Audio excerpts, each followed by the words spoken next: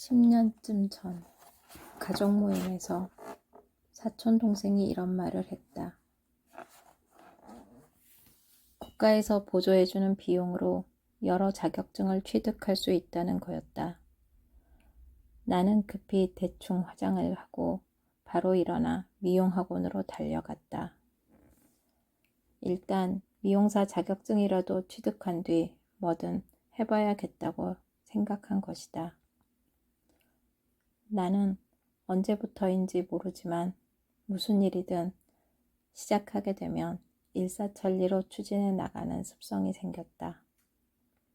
그렇게 미용학원 등록 후에는 밤이 늦어도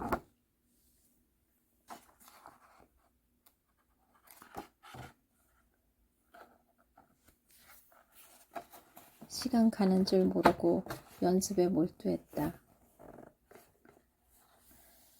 나는 미용사 자격증반 국비 지원 프로그램에 등록한 지 한 달 만에 자격증을 손에 쥘 수 있었다.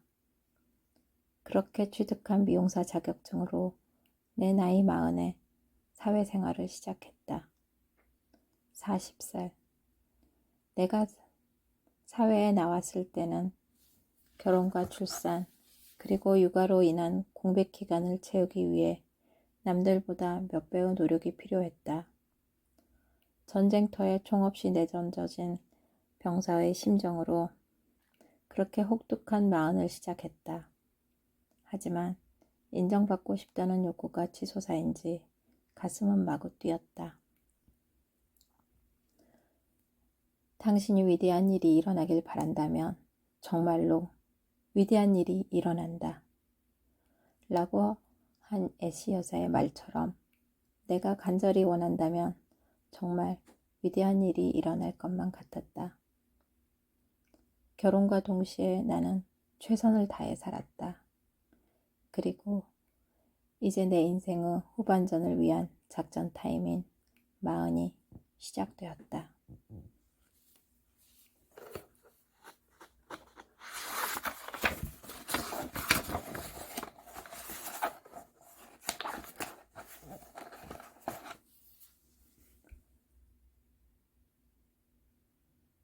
나이 40에 백화점 판매원부터 시작했다.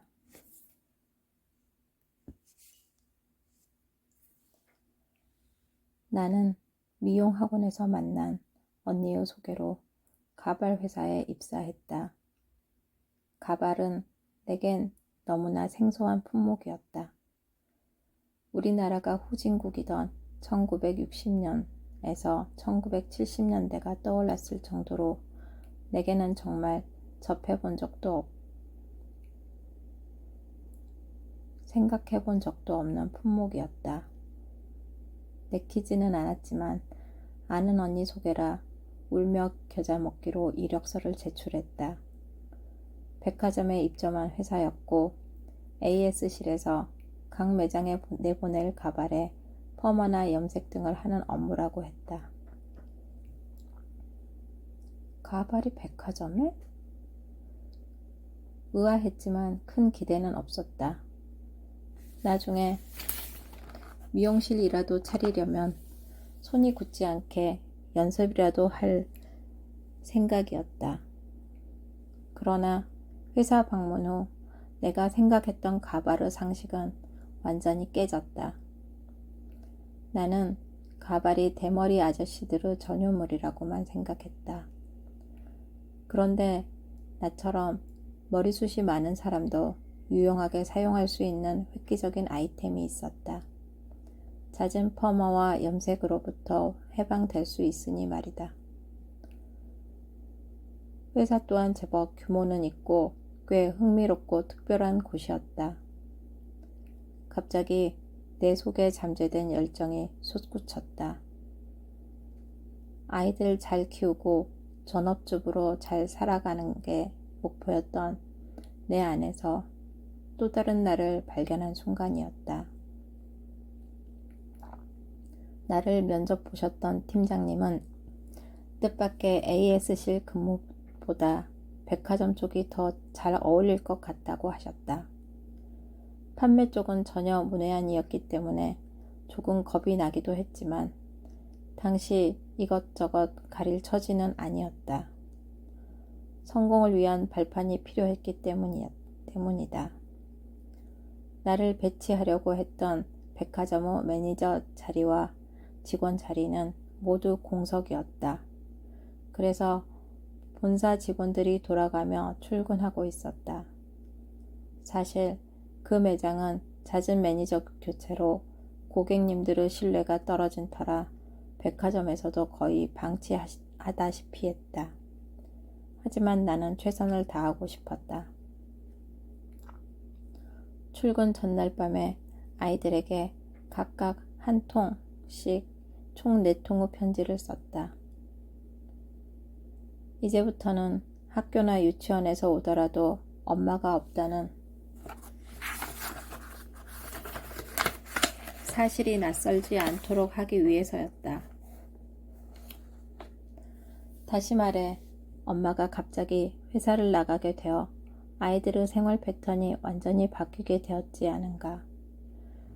그래서 그런 상황을 우리가 어떻게 헤쳐나가야 할지 말로 설명하기보다 글로 써주는 것이 훨씬 큰 효과를 발휘하리라 생각해서였다. 편지를 각자에게 전달하고 수긍하는 아이들의 얼굴을 보니 신기하게도 큰 에너지가 솟는 것 같았다. 비록 회사 소속의 2평짜리 백화점에서도 등한시하는 작은 매장이지만 이곳을 내가 꼭 살려야겠어. 라는 막연한 오기가 생긴 것이다. 그때부터 나는 자신이 없거나 두려움이 닥칠 때마다 내가 목표한 것들을 종이에 적기 시작했다. 내가 목표한 것들을 마음속으로만 생각하는 경우와 여러 차례 글로 적는 경우는 정말 많은 차이가 난다. 정말 생각해보면 내가 글로 적었던 것들은 거짓말처럼 거의 다 이루어졌다. 이 책을 읽고 있는 예전의 나와 같은 사람들에게 말하고 싶다. 지금 현실 때문에 지치고 힘들다면 결심이라든가 달성하고 싶은 것들의 간절함과 염원을 담아 글로 남겨보라. 그러한 메모는 미래의 나에게 보내는 메시지와 같다. 메모는 단순히 글로 적는 것으로 끝나는 게 아니다.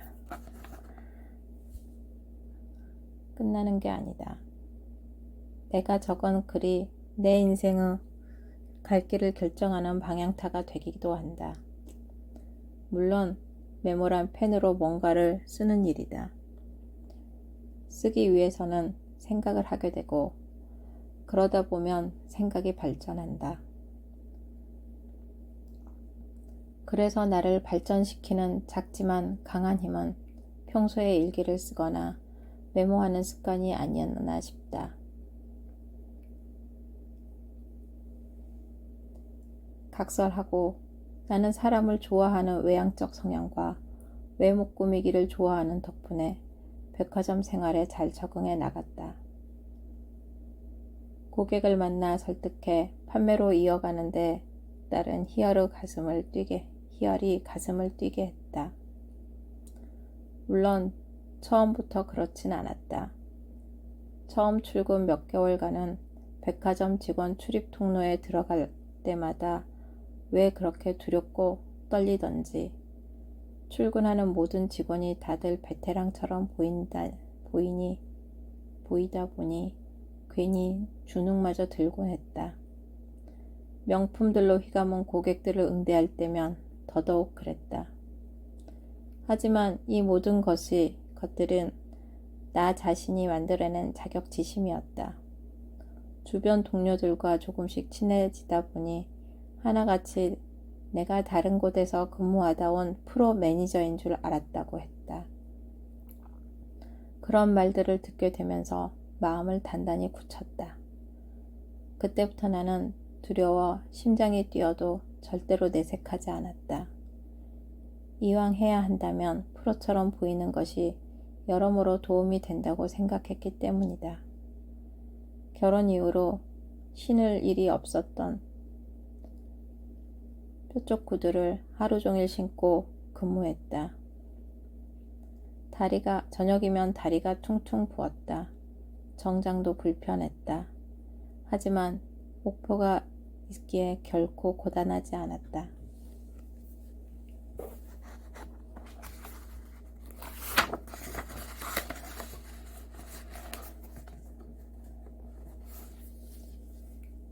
사실 아무것도 몰랐던 나는 백화점 출신 전문 강사의 저서 한 권을 달달 외울 정도로 보고 또 보았다. 백화점에서 진행하는 교육도 빠짐없이 듣고 몰입해서 완전히 내 것으로 만들려고 노력했다. 한 번도 해본 적이 없다 라는 사실이 오히려 나를 더 단단하게 단련시켰다. 지금도 나는 당시 처음 익혔던 고객 응대 매뉴얼을 사업장에 붙여놓고 수시로 읽어본다. 초심을 잃지 않기 위해서이다. 나는 입사 후 얼마 뒤 백화점에서도 본사에서도 유명 인사가 되었다. 가발이라는 특수 품목을 물 만난 물고기처럼 판매하며 즐기고 있었으니까. 그래서 고객들이 나의 매력에 빠지고 있었던 덕분이기도 했다. 백화점의 다른 직원들은 전업주부였던 내가 베테랑처럼 일하는 모습을 구경하며 신기해했다. 나 역시 베테랑처럼 보이기 위해 노력 아닌 노력도 했다. 결혼 전부터 근무해온 매니저들과 관리팀 직원들 앞에서 당당해지고 싶었다. 그리고 그들보다 몇십 배 노력하는 것만이 곧 나의 무기라고 생각했기 때문이다. 당시 우리 회사 제품 중에는 이름이 영어식인 제품이 50여 개나 있었다. 기존 근무자들은 한 달이 지나도 외우기 힘들다고 아우성이었지만 나는 하루 만에 다 외웠다. 그럴 수밖에 없었다. 고객님들이 나를 본사에서 파견한 전문가로 봐줬기 때문이다. 인간이 한계점에 다다르거나 급한 상황이 닥치면 불가사의한 일도 해낸다던 말이 맞는 것 같았다. 그렇게 나는 집중적으로 몰입해서 일했다. 단 1분도 허투루 보내지 않았고 오로지 매출에 도움이 될 아이디어만을 생각하고 실행했다. 백화점은 일반 직장보다 퇴근 시간이 늦다. 그러다 보니 마감을 하고 나면 나를 기다리는 아이들을 위해 빛의 속도로 버스 정류장으로 달려갔다. 가끔은 급히 집으로 향했던 노력이 무색하게도 내려야 할 정류장을 지나친 적도 있었다. 죽어가는 매장을 성공적으로 살릴 방법이 뭘까? 고민하느라 몇 정거장을 더 지난 후에야 정신이 번쩍 들었으니까. 그럴 때면 너무 속상하곤 했다. 나는 지금까지 단 하루도 아이들을 남의 손에 맡기지 않았다. 그랬기에 정시에 퇴근하지 못한다는 것을 아이들에게도 나에게도 불안감을 안겨주었다. 더군다나 토요일과 일요일이 제일 바쁜 백화점에 근무한다는 것은 아이들과 남편에게 참 미안한 일이었다. 하루는 행사가 있던 날이라 많이 지치고 힘든 몸으로 퇴근했다. 3학년과 1학년인 둘째와 첫째가 학교에 다녀오면 엄마가 있었으면 좋겠어 하며 서럽게 울었다. 그럴 때마다 답이 안 나왔다. 한참 돌봐줘야 할 어린 아이들인데 일요일에도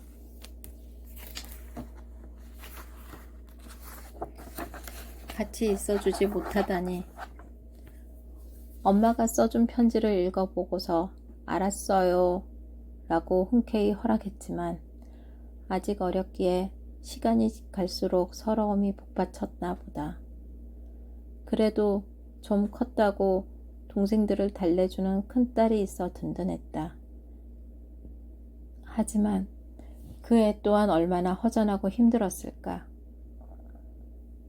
사회생활을 하는 엄마들의 가장 큰 가슴앓이의 원인이 아이들 문제일 것이다.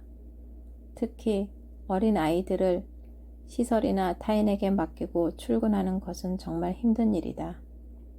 하지만 이는 우리 여성들이 겪어야 하고 이겨내야 하는 일이 아닐까?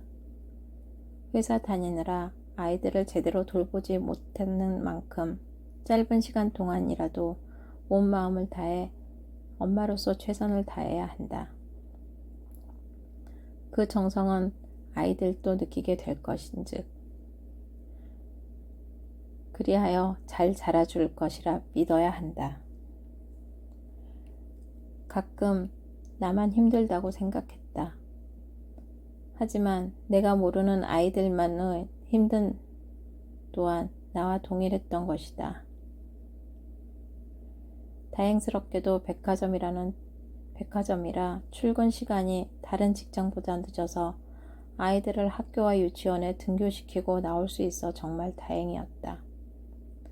방과 후 먹을 간식을 최대한 많이 만들어 식탁 위에 쌓아놓고 출근했다.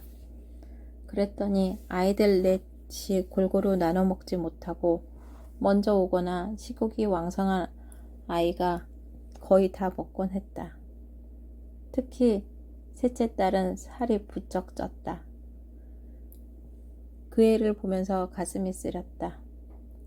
엄마가 없는 빈자리의 허전함을 먹을거리로 채웠을 것이다.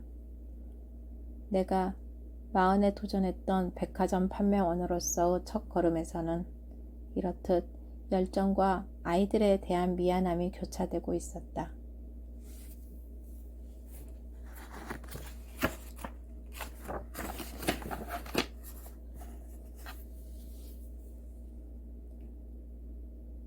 밑바닥부터 철저하게 배웠다. 백화점은 약 1년간의 매출을 합산하여 등급별 우수 고객을 선정한다. 그런 우수 고객을 모시는 곳이 VIP룸이다.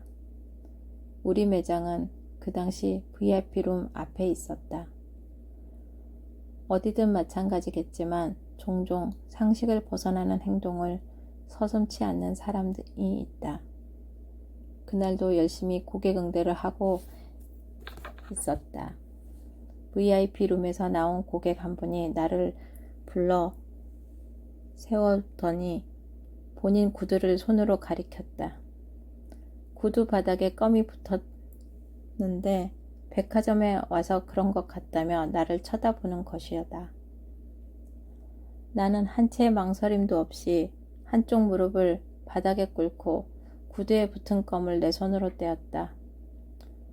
수치스럽지도 않았고 화가 나지도 않았다. 다만 더 열심히 해서 정상에 오르겠다는 생각을 하느라 머릿속이 복잡해졌을 뿐이었다. 나와 함께 있던 고객님이 그 광경을 보고서는 저 사람 말이에요. 자기 구두에 묻은 껌보다 못하네요? 하면서 나를 위로해 주었다. 그렇다. 백화점이라는 곳에서는 다양한 사람들이 있었다.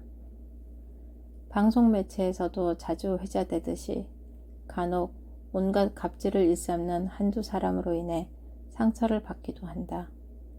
그렇게 우아해 보였던 사람도 서비스가 마음에 들지 않는다며 갑자기 발톱을 날카롭게 세우고 곧 잡아먹을 듯 달려든다.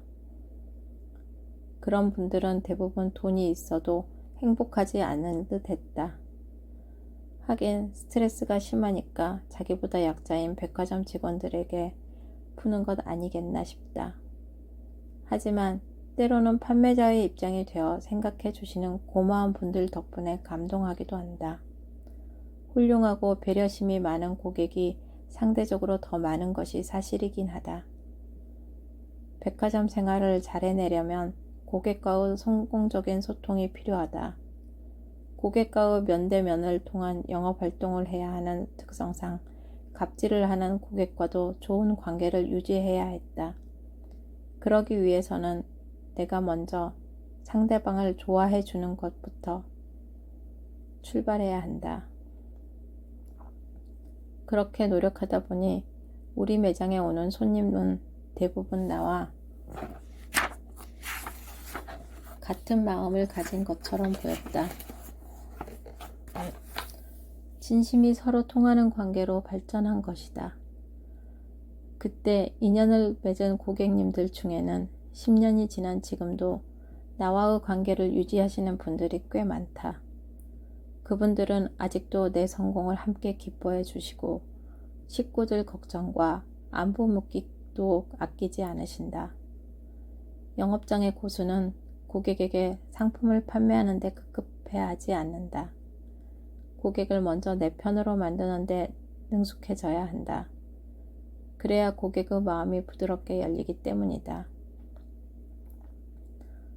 지금 생각하면 그 거대한 백화점에서 눈에 띄지도 않았던 아주 조그만 매장이었지만 그곳에서 나는 큰 꿈을 꾸었다.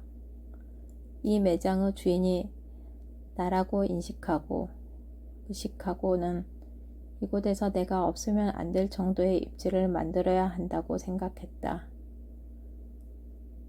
그것을 하루하루 실천에 옮겼다. 백화점에 들어오는 모든 고객이 우리 회사 가발을 착용하고 다니는 모습을 상상했다. 그리고 2평짜리 매장을 꼭 확장시켜야겠다고 마음먹고 버킷리스트를 작성했다. 회사 소속 매장을 확장시키거나 브랜드의 이미지를 굳히려면 매니저의 역할이 가장 중요하기 때문이다. 나라면 할 수 있다라는 굳은 믿음이 용광로처럼 활활 타올랐다.